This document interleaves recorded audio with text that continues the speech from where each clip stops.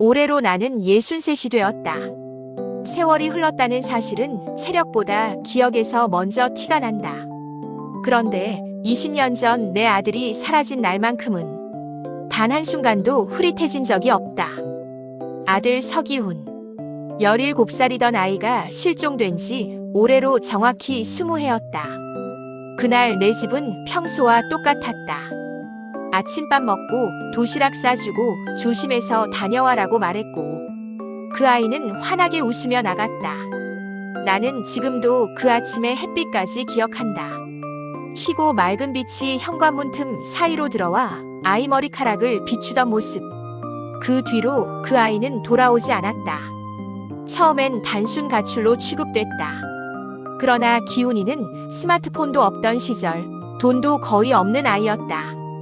게다가 친구들도 기훈이가 그럴 애가 절대 아니다.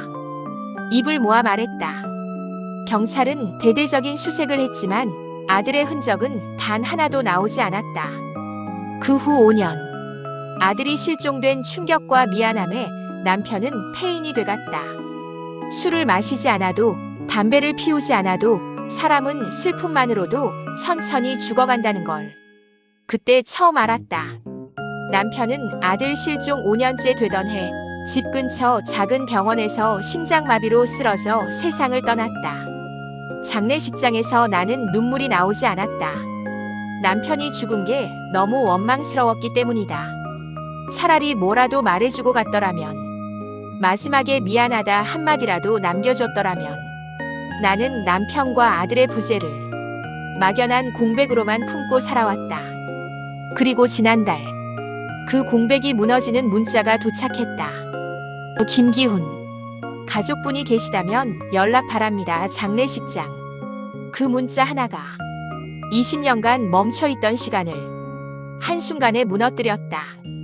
나는 떨리는 손으로 전화를 걸었다. 저 서기훈의 어머니입니다. 혹시 신원 확인이? 직원은 잠시 말을 아꼈다가 조용히 답했다. 아드님이 맞는 것 같다는 분이 계십니다. 직접 오시는 게 좋습니다. 나는 그대로 주저앉았다. 숨이 제대로 쉬어지지 않았다. 아들이 살아있었다고? 하지만 왜 김기훈? 왜 김씨? 머리가 하얘져서 한참을 움직이지 못했다. 그러다 결국 나는 평생 한 번도 타보지 않은 택시를 잡고 장례식장으로 향했다. 장례식장 로비는 차가웠다. 김기훈 40세. 이름과 나이는 아들 나이와 정확히 일치했다. 그 앞에서 손이 덜덜 떨렸다. 나는 문을 밀었다. 그리고 영정 사진을 본 순간 심장이 찢어졌다. 그 아이는 내 아들이었다. 20년 전 모습보다 훨씬 말랐고 어른이 된 얼굴이었다. 하지만 눈매, 보조개, 입꼬리, 그 모든 게 기훈이었다. 나는 영정 앞에서 무너져 울었다. 기훈아, 20년 만에 엄마가 왔다. 그때 내 뒤에서 한 남자의 목소리가 들렸다. 어머니 오셨군요. 검은 양복을 입은 40대 중반 남자. 차갑지도 따뜻하지도 않은 표정. 어딘가 이상하게 떨리는 눈빛. 제가 기훈이와 함께 있었습니다. 20년 동안 나는 숨이 멎었다. 20년? 뭐라고요? 남자가 조용히 말했다. 어머님, 아드님은 20년 전 제 집 지하에서 발견됐습니다. 제 집 지하요? 나는 믿을 수 없다는 듯 남자를 바라봤다. 하지만 그의 표정은 장난이나 착오의 기색이 전혀 없었다. 입술은 바짝 말라 있었고 눈동자 깊은 곳엔 오랜 죄책감이 들어있었다. 그는 천천히 말을 이었다. 20년 전 여름, 저는 산에서 내려오는 길에 이상한 걸 발견했습니다. 철문이 반쯤 열려 있었고 안쪽에서 희미한 신음이 들렸죠. 그는 손을 비비며 말했다. 처음엔 짐승인 줄 알았습니다.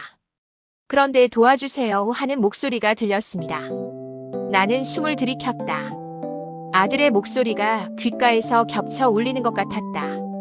그곳은 원래 제 집 지하실이 아니었습니다.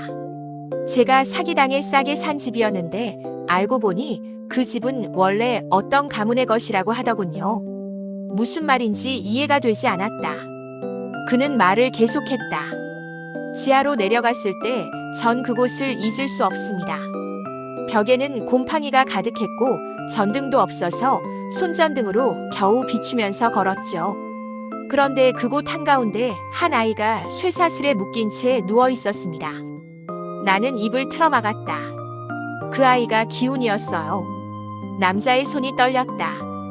어머님, 저는 그 아이를 경찰에 넘기려고 했습니다. 하지만 신고하자마자 상부에서 사건이 묻혔습니다. 기록도 삭제됐고 담당 형사는 좌천됐습니다. 누군가 이 아이는 집에 돌려보내지 말라고 압력을 넣었죠. 누가? 왜? 남자는 잠시 나를 바라보다가 낮게 말했다. 당신 남편 때문입니다. 우리 남편이요? 나는 자리에서 거의 튕겨 일어서듯 몸을 일으켰다. 우리 남편은 그런 짓을 할 사람이 아니에요. 남자는 고개를 숙였다. 그분이 나쁜 사람이라는 뜻이 아닙니다. 그분도 피해자였어요. 하지만 서씨 집안이라는 곳이 문제였습니다. 그는 작은 서류 봉투를 꺼내 내 앞에 두었다. 안에는 오래된 족보, 그리고 남편의 필체로 쓰인 메모들이 들어있었다. 한 줄 한 줄 읽을수록 내 손이 떨렸다. 기훈이는 지켜야 한다. 집안이 요구하는 일은 절대 따를 수 없다. 그들이 오기 전에 아이를 숨겨야 한다. 기훈아, 아빠가 지켜줄게. 나는 그 자리에서 눈물을 쏟았다. 당신 남편이 아드님을 지하에 숨긴 이유는 재물이 되지 않게 하기 위해서였습니다. 재물이요? 족보를 보십시오. 그는 족보 한 페이지를 펼쳤다. 거기엔 섬뜩할 정도로 일정한 패턴이 있었다. 1794년 서기훈 8세 사망 집안 대난 마금. 1842년 서기훈 9세 실종. 1911년 서기훈 10세 사망. 1952년 서기훈 13세 실종. 1974년 서기훈 14세 사망. 2004년 서기훈 17세 실종. 내 아들. 모든 희생자의 이름이 서기훈이었다. 나는 숨이 멎었다. 남자가 말했다. 어머님, 당신 남편은 이걸 알고 있었습니다. 그래서 아들을 세상으로부터 숨긴 겁니다. 나는 거의 울부짖듯 말했다. 그럼 왜 남편은 나한테 말도 안 하고 당신을 지키고 싶어서였을 겁니다. 그 집안의 전통은 아내까지 끌어들이거든요. 내 무릎이 꺾였다. 하지만 10년 전 남편이 세상을 떠나자 그 집안이 다시 움직이기 시작했습니다. 그 사람들이 기훈이를 죽인 건가요? 남자는 고개를 천천히 저었다. 아니요. 아드님은 말 그대로 도망치다 죽었습니다. 심장 쇼크로요. 나는 머리를 부여잡았다. 아드님은 살아있었지만 정상적인 생활을 할 만큼의 정신적, 신체적 상태는 아니었어요. 그 말이 끝났을 때 나는 더 이상 아무 말도 할 수 없었다. 그리고 남자가 마지막으로 한 말은 나를 영원히 무너뜨렸다. 죽기 직전 아드님이 계속 반복하던 말이 있었습니다. 나는 그의 시선을 마주했다. 무슨 말이요? 남자의 목소리는 아주 작았다. 엄마가 올 거야. 그게 마지막 말이었습니다. 장례식이 끝난 뒤 남자는 작은 상자를 내게 건넸다. 이건 아드님이 숨을 거두기 전 남긴 겁니다. 상자 안에는 낡은 손목시계, 종이에 휘갈긴 단어들, 그리고 USB 하나가 있었다. 나는 집으로 돌아오자마자 USB를 꽂았다. 파일 하나. 엄마에게. MP4. 영상이 켜지자 흐릿한 병실이 보였다. 그리고 침대에 누운 한 남자. 볼살이 쏙 빠졌고 눈은 깊게 꺼져 있었다. 그러나 그 얼굴은 내 아들 기훈이었다. 엄마. 그 목소리는 너무 약해서 거의 숨소리에 가까웠다. 엄마 보고 싶어. 근데 얼굴이 기억이 안 나. 나는 화면을 붙잡고 울었다. 아들은 힘겹게 숨을 쉬며 말했다. 나는 계속 누군가가 불렀어. 밤마다 기훈아 하고. 나는 숨이 턱 막혔다. 그건 내가 20년간 매일 부르던 이름이었다. 엄마. 무서웠어도 그 목소리 덕분에 버텼어. 그때 화면이 흔들렸다. 아들의 눈동자가 갑자기 또렷해졌다. 엄마. 근데 한 가지 말해야 해. 나는 온몸이 굳었다.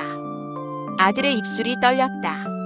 엄마는 절대 다음 기훈이를 낳으면 안 돼. 순간 화면이 퍽 하고 꺼졌다. USB는 여기서 끝이었다. 나는 무너져 바닥에 주저앉았다. 기훈아, 엄마가 지킬게.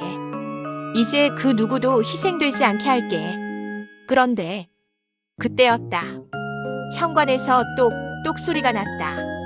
나는 천천히 고개를 들었다.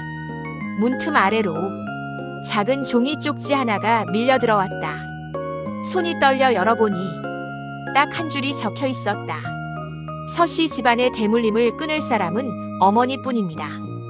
나는 그대로 옷을 걸치고 그날 새벽 족보가 보관돼 있던 종택으로 향했다. 남편과 결혼 후 딱 한 번 가본 곳. 서씨 집안의 중심이라던 바로 그곳. 폐쇄된 종택은 어둡고 음산했다. 열쇠가 없었지만 문은 이미 열려 있었다. 마치 누군가 들어오라고 손짓하는 것처럼. 안에는 오래된 문양과 그림들, 그리고 내가 한 번도 본 적 없는 비밀방이 있었다. 방 한가운데 원형 테이블 위에 족보 한 책이 놓여 있었다. 나는 떨리는 손으로 펼쳤다. 첫 페이지엔 이렇게 적혀 있었다.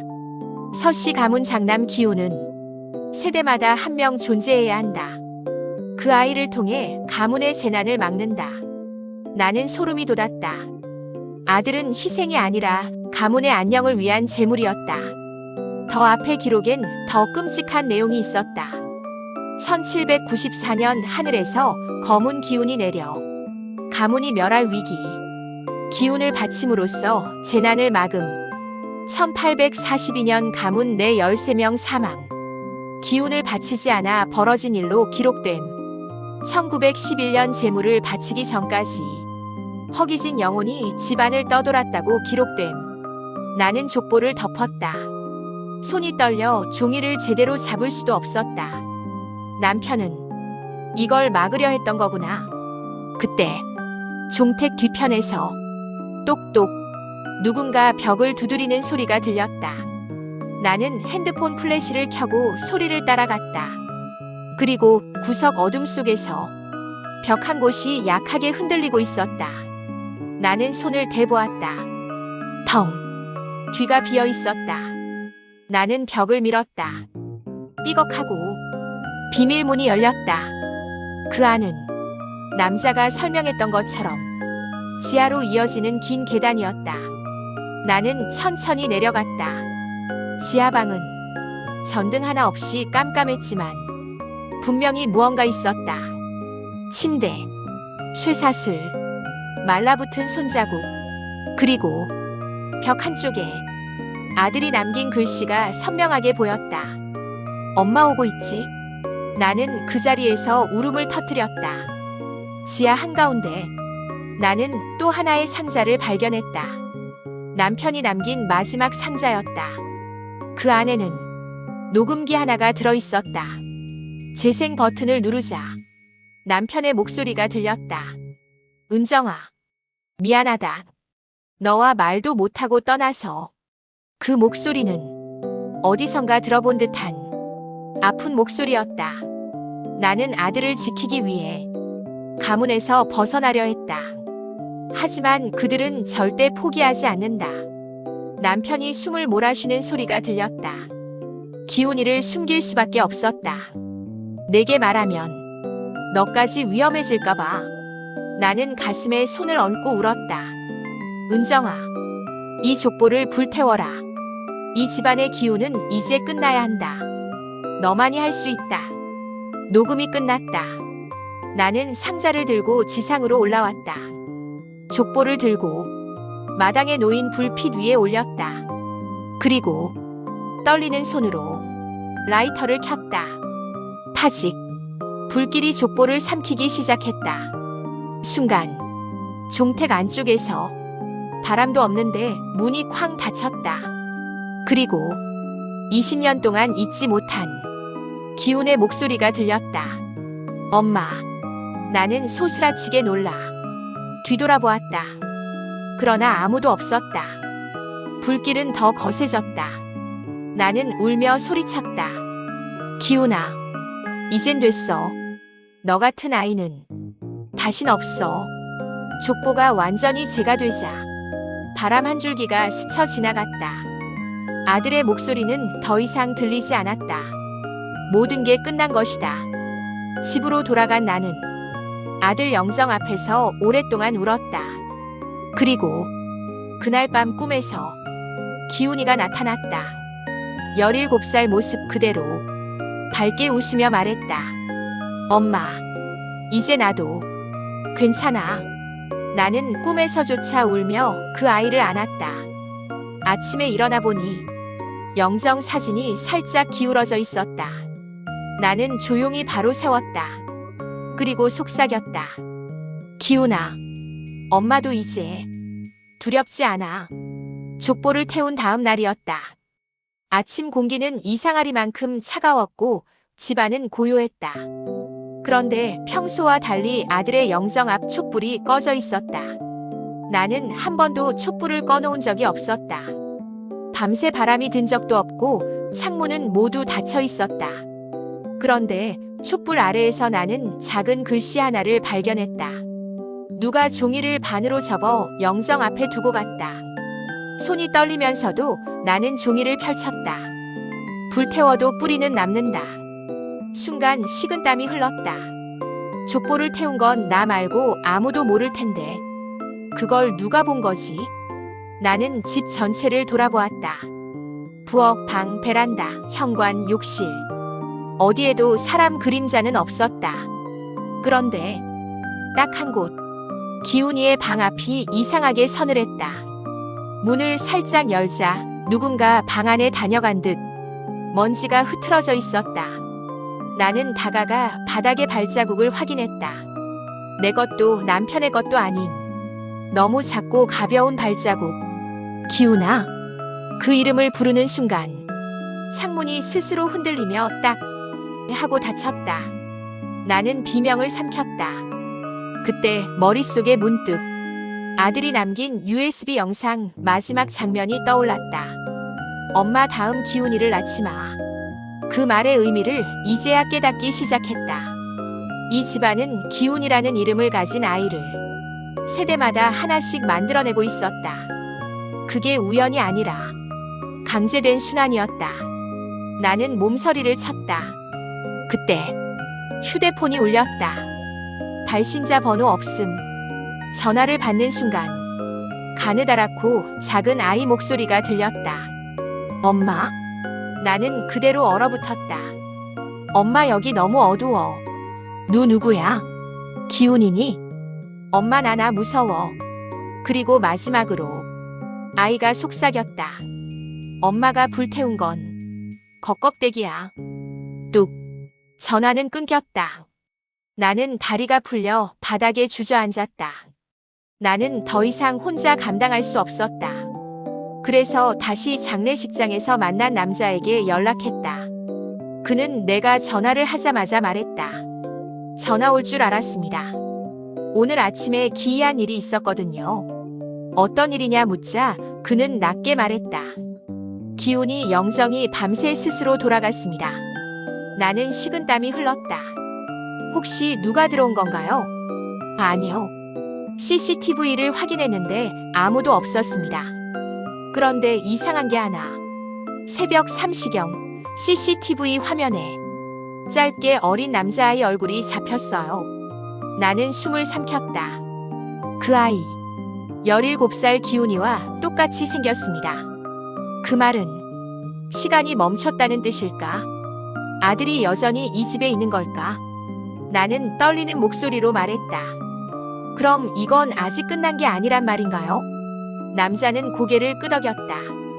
가문이 수백 년을 이어온 이유가 뭘까요? 희생의 대가를 치렀기 때문입니다. 족보를 태우는 것만으로는 끊기지 않습니다. 그럼 어떻게 해야 끝날 수 있는데요? 그는 잠시 침묵하다가 말했다. 아드님의 목소리를 직접 들으셔야 합니다. 기훈이 목소리를요? 아드님은 죽기 전에 남긴 말이 더 있습니다. USB에 없던 파일을 제가 보관하고 있었어요.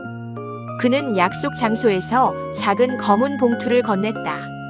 안에는 또 다른 USB 하나. 나는 돌아오자마자 컴퓨터에 꽂았다. 파일명은 단 하나. 진실 마이너스 마지막 녹음. WAV. 재생을 누르자. 기훈이의 떨리는 목소리가 들렸다. 엄마. 이건 엄마만 알아야 해. 뒤에서 누군가 벽을 긁는 소리, 기계음처럼 울리는 숨소리가 들렸다. 엄마. 나는 사실 이 집에서 혼자 있었던 게 아니야. 나는 온몸이 굳었다. 누군가 항상 나를 지켜보고 있었어. 그 말이 끝나기 전에 녹음기 뒤에서 낮고 굵은 목소리가 들렸다. 아직 끝나지 않았다. 그리고 파일은 끊겼다. 나는 그 자리에서 손을 떨었다. 그날 밤 나는 아들이 남긴 마지막 단서를 찾기 위해 종택으로 다시 갔다. 종택 입구에는 밤인데도 불이 켜져 있었다. 누군가 안에 있었다. 문을 밀자 하얀 한복을 입은 노파가 나를 보고 서 있었다. 왔구나. 서가의 마지막 여인아. 나는 숨이 멎었다. 기훈이를 찾으러 왔다면 그 아이는 여기 없지. 이미 두세 개를 오가고 있다. 당신은 누구죠? 노파는 씁쓸하게 웃었다. 나는 수백 년 동안 이 가문의 희생자를 지켜봐 온 증인이지. 나는 한 걸음 뒤로 물러났다. 왜 우리 기훈이어야 했어요? 노파는 천천히 손을 뻗어 벽 한 곳을 가리켰다. 벽에는 오래된 그림이 있었다. 그림 속에는 서기훈이라는 이름의 아이 수십 명이 한 줄로 앉아 있었다. 이 가문은 기훈이라는 아이를 통해 재난을 막는다 믿어왔다. 그리고 실제로 그 아이들이 죽을 때마다 전염병도 전쟁도 재난도 신기하게 사라졌다. 나는 화가 치밀어 울부짖었다. 그게 무슨 말도 안 되는 소리예요. 애 하나 죽인다고 재난이 멈춘다고요. 노파는 고개를 저었다. 재난이 멈추는 건 사실이다.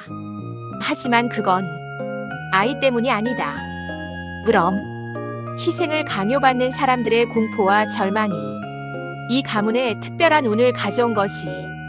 아이를 죽이지 않아도 이 가문은 살아남을 수 있었다. 나는 숨이 턱 막혔다. 그런데 왜 계속 희생시킨 거죠? 노파는 낮게 말했다. 한번 피 흘리면 그 피가 길이 된다. 그 길을 끄는 사람은 내 남편뿐이었다. 나는 바닥에 주저앉았다. 그럼 지금은 어떻게 해야 되는 거죠? 노파는 내 손을 잡았다. 너는 선택해야 한다. 가문을 끝낼 것인지 아들의 목소리를 다시 들을 것인지. 아들의 목소리. 노파는 내 손에 작은 열쇠를 쥐어줬다. 지하문을 다시 열어라. 아들은 내가 오기만을 기다리고 있다. 나는 마지막 용기를 내어 지하문으로 들어갔다. 어둠 속에서 엄청나게 익숙한 목소리가 들렸다. 엄마. 나는 눈물을 왈칵 쏟으며 말했다. 기훈이. 어둠 속에서 한 걸음씩 다가오는 그림자. 그런데 그 그림자는 17살 모습이 아니라 마치 시간이 멈춘 아이처럼 어둡고 흐릿했다. 나는 너무 무서웠지만 손을 내밀었다. 엄마 왔어. 이제 끝내자. 그때 어둠 속에서 아들이 속삭였다. 엄마, 나 말고도 또 있어. 순간 내 뒤에서 다른 발자국 소리가 들렸다. 또 다른 기운이 순환의 마지막 골이었다.